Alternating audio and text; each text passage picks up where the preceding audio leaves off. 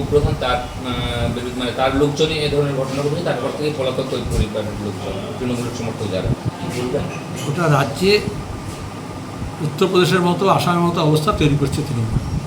এরপর আইনের শাসন থাকবে না, প্রতিদিন খুন খারাপই হবে, লুটতারাই হবে, আর সরকার শুধু বাগাড়ম্বর করবে। তৃণমূলকে খুন করছিল, তৃণমূল মুর্শিদাবাদে কম, তো কংগ্রেসকে খুন করেছে কর্মীকে। আমি এখানে যেমন প্রতিবাদ করছি, তেমনি ওখানে কদিন আগে মুর্শিদাবাদে যে বিজেপি তৃণমূল মিলে যে দাঙ্গা হাঙ্গামা করলো, তারপরে পুলিশের নিষ্ক্রিয়তা সামনে এসছে, ওখানকার পুলিশ প্রশাসনকে বলবো ব্যবস্থা নিতে, যাতে অপরাধী ধরা পড়ে এবং যারা ভুক্তভোগী তাদের মধ্যে যাতে নিরাপত্তা বোধ জাগে এবং সে যাতে বাড়িতে ফিরে আসতে পারে। বাংলাদেশি ভোটার কার্ড বানাতে কাকদ্বীপের তৃণমূল নেতাকে 10,000 টাকা দিয়েছিল, টাকাও গায়েব, কার্ডও আয়নি। এই ব্যাপারে বিজেপি তৃণমূল দুজনকে জবাব দিতে হবে। প্রথমত বিজেপি তারস্বরে চিৎকার করে বাংলাদেশি অনুপ্রবেশ তাকে তাড়াতে হবে, এবং তারা সব মুসলমান। আমরা হিন্দু মুসলমান বলি না, এখনও 2 কোটি 4 কোটি কোনো মিডিয়া বলে যাচ্ছে। এদিকে ভোটার লিস্টে নাম আছে উল্টোপাল্টা লোকেদের, সেটা আমরা বলেছি ইলেকশন কমিশন নির্ভুল ভোটার তালিকা তৈরি করতে পারছে না। আর এখানে তৃণমূল তো পঞ্চায়েতের মেম্বার করেছে, এমএলএ করেছে, কেন্দ্র সরকার মন্ত্রী করেছে বাংলাদেশি অনুপ্রবেশকারীদেরকে, আর ভোটের সময় বক্তৃতার সময় চিৎকার করে অনুপ্রবেশের বিরুদ্ধে। বামফ্রন্টের আমলে আমরা কে অনুপ্রবেশকারী সামনে কোনো বিতর্ক হতো না, আর প্রতিদিন হচ্ছে। তার ধর্ম নিয়ে বিতর্ক হতো না, প্রতিদিন হচ্ছে। নাগরিকতা আইন নিয়ে বিতর্ক হচ্ছে, অথচ দেখা যাচ্ছে সরষের মধ্যে ভূত আছে।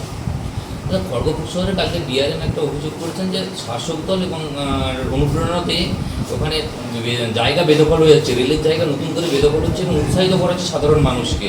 শাসক দলের বিরুদ্ধে আগুন তুলেছেন, প্লাস প্রশাসনের বিরুদ্ধে আগুন তুলেছে রেল। তো ডিআরএম একটা ঘোষণা করার কী দরকার আছে? সে এসপির সঙ্গে ডিআরএমের সঙ্গে বৈঠক করতে পারে, ডিআরএম করে। রেল এবং আইন শৃঙ্খলার ব্যাপারটা যেহেতু রাজ্য সরকারের কাছে আছে, তাহলে জোনাল লেভেলে, ডিভিশন লেভেলে, লোকাল লেভেলে স্থানীয় প্রশাসনের সঙ্গে রেলকে পারস্পরিক বোঝাপড়া করতে হয়। কিন্তু আমাদের এখানে প্রতিদিন বিজেপি তৃণমূল মুখ্যমন্ত্রী প্রধানমন্ত্রী বোঝাপড়া করছেন নাগপুরের মাধ্যমে, কিন্তু প্রশাসন কেন্দ্র সরকার এবং রাজ্য সরকারের তা দেখা যাচ্ছে পরস্পর স্বার্থের বিরুদ্ধে কাজ করছে। কিন্তু আমরা সবসময় বলি, এই জবরদখলের ব্যাপারে হোক, রেলের ব্যাপারে হোক, সরকারের অন্য ব্যাপারে হোক, একটা কাট অফ ডেট করতে হয়। This far no further.